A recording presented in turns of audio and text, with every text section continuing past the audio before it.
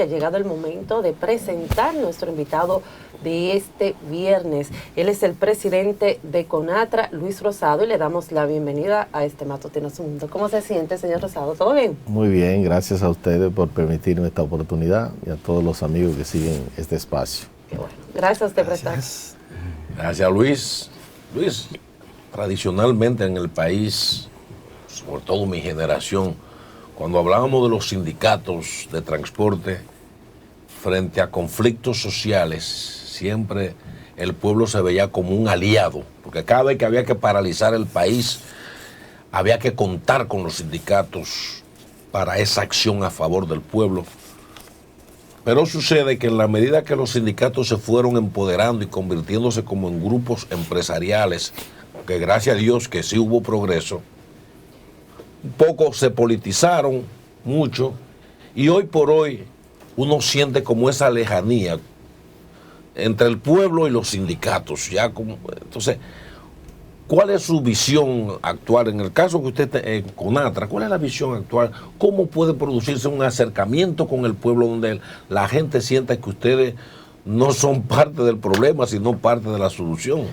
Mire, nosotros estamos, sabe que Antonio Marte ha sido por mucho tiempo ese luchador del sector transporte. Entonces, creo que él tiene una visión clara de lo que debió ser esa transición.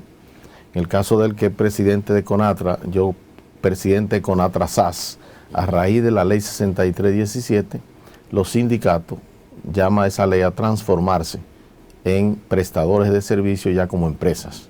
Entonces, nosotros hemos hecho esa transición precisamente porque creo que también el pueblo ha entendido que aplicando el diálogo y llevando prevención en los conflictos que se generaban desde las comunidades, se ha llegado un poco más lejos en ese sentido, sin dañar propiedades, sin interrumpir el libre tránsito.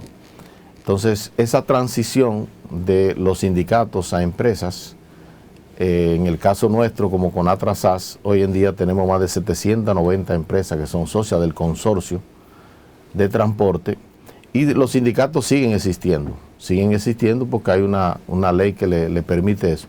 Ahora, para dar el servicio de transporte, entonces estamos a través de las empresas, y esas empresas damos el servicio a nivel nacional. Yo entiendo que la sociedad dominicana ha variado, y en ese sentido, todo aquel que no se ha montado en el tren de ese cambio positivo hacia una sociedad más madura, una sociedad más consciente de las responsabilidades que le corresponde, entonces, en ese sentido, Antonio Marte ha contribuido con ese espacio.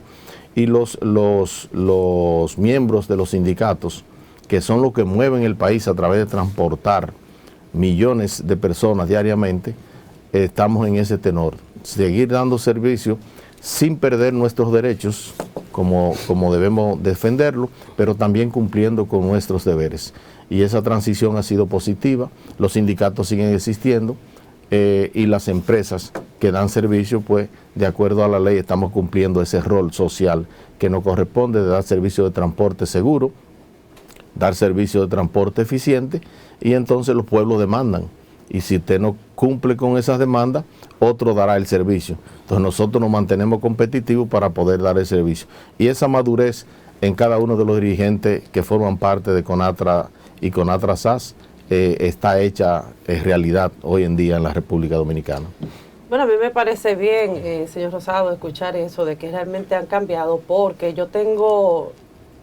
Loriana Erasme, la percepción de que, por ejemplo, cuando ustedes paralizan el transporte, sea por una posición o sea de una manera u otra para ustedes presionar a las autoridades, quienes salen perjudicados son los ciudadanos. O sea, por ejemplo, cuando tiene que ver con el tema del pasaje, el tema de los combustibles.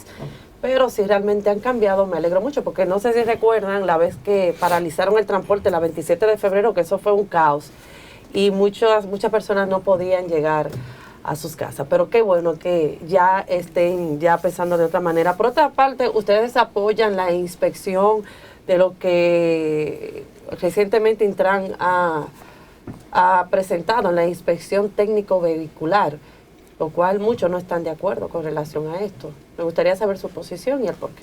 Bueno, nosotros estamos de acuerdo con que se cumpla la ley, siempre lo hemos estado, y también estamos de acuerdo en que se haga la inspección vehicular. La propia ley 6317 en su artículo 40-41 establece cómo se hace. Entonces, lo que sí nosotros entendemos es que existe la ley 253-12 y la 112-00. La 253-12 establece la especialización de un fondo para la deschatarrización en la República Dominicana. Entonces pienso que los reglamentos de la ley 6317 deben terminarse para completar la ley, y en ese sentido, dentro de esa inspección vehicular debe establecerse el protocolo a seguir en eso.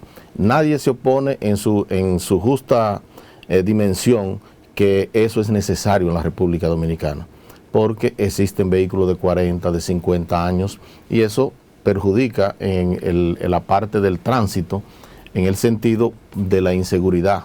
Aquí hay estadísticas que hablan de 30 a 40 mil millones de pesos que le cuesta al Estado los accidentes de tránsito. Sí. Y somos el país número 1. Y nosotros diariamente vivimos capacitando a nuestros choferes, vivimos introduciendo mejoría en el sistema de seguridad y el manejo de riesgo en todo el transporte que nosotros ejecutamos. Precisamente porque las muertes que se producen y los daños físicos y materiales por los accidentes de tránsito son sumamente caros. ¿Qué va a impactar la inspección vehicular? Precisamente manejar el riesgo de esos vehículos que no cumplen con la seguridad de andar transportando. Ahora, nosotros decimos, a una persona de la clase media, a una persona de cualquier lugar de la República Dominicana, que se vaya a inspeccionar su vehículo. Ustedes saben que la gente comienza comprando su carrito viejo, ¿verdad? Ese carrito viejo tiene 15, 20, hasta 30 años. ¿Qué vamos a hacer con eso? Con las guaguas de esos choferes que tienen una vida entera transportando.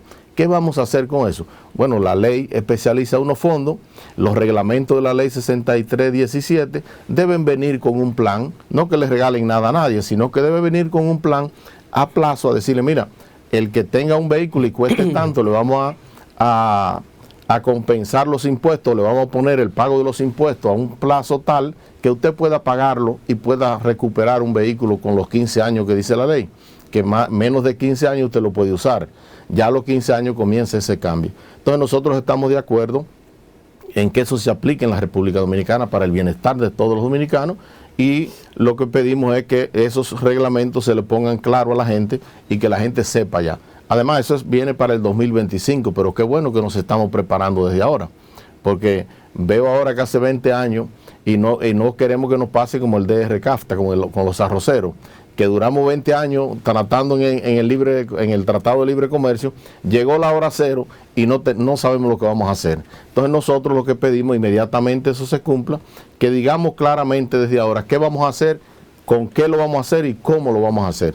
Esa es la posición de nuestro líder Antonio Marte, y también desde nosotros como CONATRA-SAS, que establecemos la parte empresarial, que nos digan cómo vamos a hacerlo. Tan sencillo como eso. Mira, Rosado, muchas preguntas y muchas interrogantes. Hablaste de el porcentaje que se le da de los precios del combustible. Son 2 pesos que hay de impuestos. Cada vez que usted echa un galón de gasolina, 2 pesos se te retienen para eso mismo, para quitar toda esa chatarra y cambiar el parque vehicular. ¿Dónde está ese dinero? ¿Quién lo tiene? ¿Quién lo administra? ¿Por qué no se ha comenzado a hacer realmente el retiro de todas esas chatarras que están ahí? Yo pienso que en este negocio del transporte y los combustibles hay muchas cosas oscuras que deberían de transparentarse. Se le dan unos subsidios, los precios de los combustibles. Hoy mismo bajó el precio del barril de petróleo a $68. Ayer estaba en 73. O sea, ¿qué hay detrás de todas esas cosas? Y principalmente, ¿quién está manejando esos fondos que tiene ya 15 años, mal contado, de 2 pesos por galón de gasolina para cambiar? ¿Quién fiscaliza eso? ¿Quién hace? ¿Qué es lo que pasa ahí? Esos fondos van al Ministerio de Hacienda han estado siempre ahí en el Ministerio de Están Hacienda. guardados ahí. Se transfieren una parte a obras públicas porque hay una parte para infraestructura vial y otra parte para ese... Además del presupuesto que le dan al Ministerio de Obras Sí, Públicas. bueno, hay que una son parte de millones. especialización de los 2 pesos que va para el mantenimiento y cambio de infraestructura vial, que se especializan dentro, me imagino que dentro del presupuesto de obras públicas se contempla esa parte que se recauda por ahí. Nosotros hemos pedido siempre que se transparenten ese dinero que es de todos nosotros. Nadie sabe cuánto hay ahí. Es de todos nosotros. Nos han dado alguna cifra, nos han dicho dónde han especializado algunos, pero nunca se le ha dicho específicamente ni a nosotros los transportistas, ni tampoco a la población dónde está esa parte. Y nosotros creemos que eso debe hacerse tal como tú mencionas en la transparencia, porque muchas veces la culpa somos de los transportistas, pero cuando tú dices cuánto debe costar un pasaje en el día de hoy, cuánto debe costar el pasaje del día de hoy, y no solamente es el precio del petróleo para tú refinar los combustibles que nosotros usamos, hay otros costos de mantenimiento, otros costos de personal y otros costos de cambio de flotilla que entran dentro de la libre empresa en el sentido de fijar los precios del pasaje. Si tú un pasaje interno en el transporte interurbano o en el transporte urbano, tú dices, bueno, los cálculos que hay es que un pasaje urbano debe costar 80 pesos. En el interurbano depende de la distancia. Y eso, en cierto modo, con los aportes que da el gobierno, mantiene un poco equilibrado el precio del petróleo. Si se especializaron esos fondos, nosotros pensamos que llegó la hora de hacer una gran inversión y hacer una gran transformación, que ya comenzó con los corredores. Déjame decirte que el gobierno ha hecho un gran esfuerzo. Yo soy gerente del corredor Núñez de Cáceres, el primer corredor que hemos establecido en la República Dominicana con la estrategia de cambio de movilidad, y eso está funcionando. Y la estrategia final es hacer un circuito de corredores y de transporte combinado con el metro y los teleféricos, que la gente, estilo el país más moderno, tú cuando pases la tarjeta te vas a poder montar en 2 horas en 3 vehículos en tres de Estados Unidos. Entonces, esa es una inversión social que vale la pena, porque el estudiante, el trabajador, la ama de casa, que se mueve en un corredor con decencia, el chofer que nada más dura 8 horas trabajando, antes duraba 16, 18, en un carro de tartalado, eso tiene un impacto positivo. Y de lo cual nosotros como transportistas nos sentimos orgullosos de que nosotros estamos haciendo esa transformación. Pero la transparencia, que ha sido un norte del presidente, debe establecerse en todos los sentidos. Y nosotros estamos de acuerdo que se pongan las cartas sobre la mesa y que le digan dónde han estado esos fondos, para qué se han invertido, porque lo han invertido en algún sitio, deben estar. Entonces, nosotros entendemos que ahora llegó el grueso de aplicar la ley de la inspección vehicular y entonces hacer el cambio formal de toda esa chatarra que no cumplen con la ley. Y estamos en el mejor momento y entendemos que nosotros estamos en la disposición y el gobierno también de aplicar la ley. Mire, ¿qué planes tienen para integrar? No sé cómo van a integrar a tantos choferes que tienen años con esa chatarra dando transporte público, servicio a los estudiantes, a todo el personal, incluso en precios bastante baratos, bien apretaditos, como sardina, ¿no? Pero ha sido la tradición del país sacarlo del sistema y mandarlo a sus casas, que son la mayoría. Hemos visto la gente protestando por eso, pero al final los sindicatos se quedan, digamos, con la parte mayor, porque ya una vez se mete un autobús, ¿cuántos choferes de esa chatarra quedan sustituidos, no? O sea, ¿tienen algún plan con esa gente o simplemente para su casa? Bueno, en el caso de la experiencia que existe, que es la que nosotros manejamos, una gran mayoría de ellos están integrados al trabajo en el corredor Núñez de Cáceres. Otros que calificaban para ser pensionados fueron pensionados, y otros choferes que no pueden estar manejando están como en controles, están como o un familiar como lavador. Se le ha buscado la forma de no mandarlo así por así a su casa, sino que hay una responsabilidad social en la cual nosotros hemos establecido en ese sentido. Por ejemplo, de 100 y pico de choferes que habían en la Núñez, nosotros debemos tener un 60% de ellos trabajando, otros han estado pensionados y otros simple y llanamente que no tienen esa condición o no quieren están en sus negocios porque tenían otras condiciones económicas, pero sí hemos hecho esa integración de que el primer cliente que nosotros tenemos para empleado debe ser el chofer que funciona en la ruta antes de convertirla en corredor. Y no es tan fácil convertir un chofer en empresario. No ha sido fácil, esa es una cultura que va cambiando, porque tampoco el chofer maneja dinero diario. En una empresa la cosa es diferente. Además, una empresa al final de año es que ve los resultados contables, cómo ha sido el beneficio. Y eso ha sido una cultura bien interesante, porque al final uno aprende de las experiencias y hemos avanzado en eso.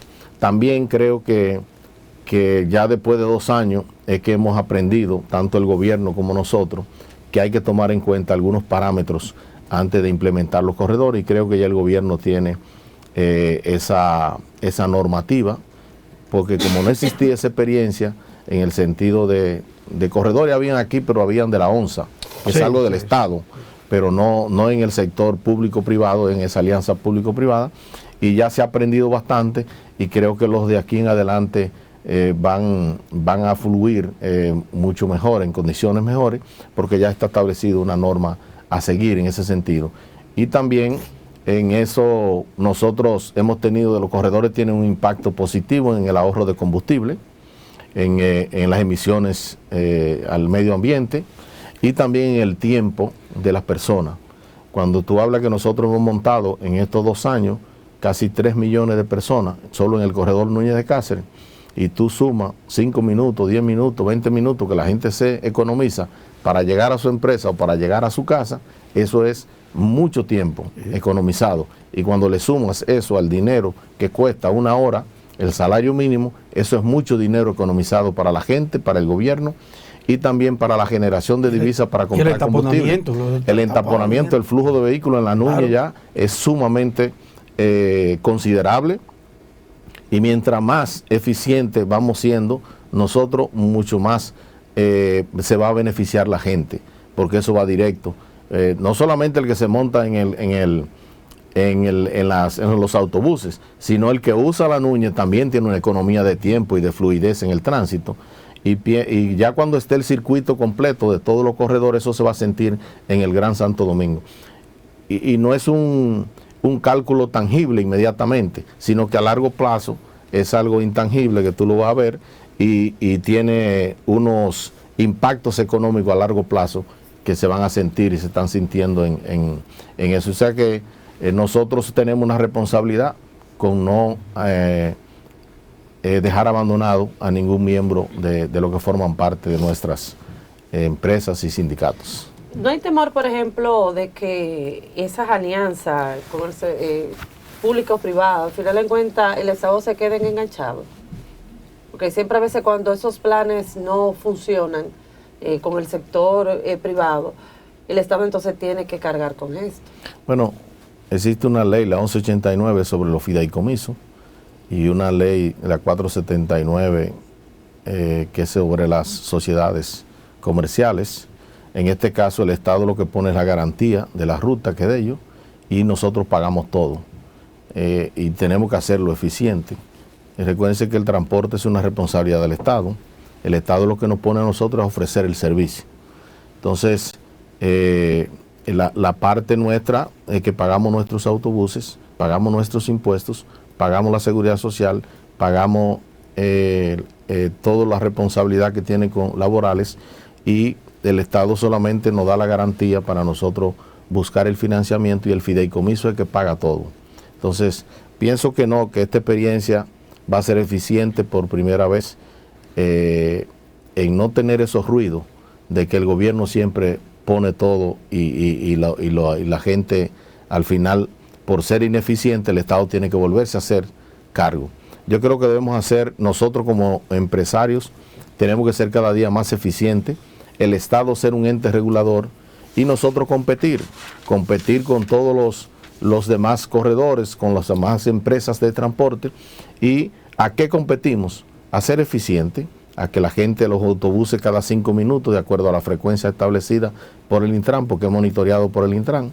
Si nosotros no cumplimos la frecuencia, la eficiencia y la canasta de costo establecida por la licencia que nos otorga el Intran, finalmente el Intran nos quita esa licencia y dice, déjame buscar otro operador que es más eficiente. Entonces, a eso estamos llamados. O sea, es una alianza público-privada porque ambos tenemos que hacer eficiente el servicio. Y yo pienso que esta vez no va a ser así con la experiencia del pasado. Bueno, señor Luis Rosado, muchísimas gracias por haber estado con nosotros. Gracias a ustedes.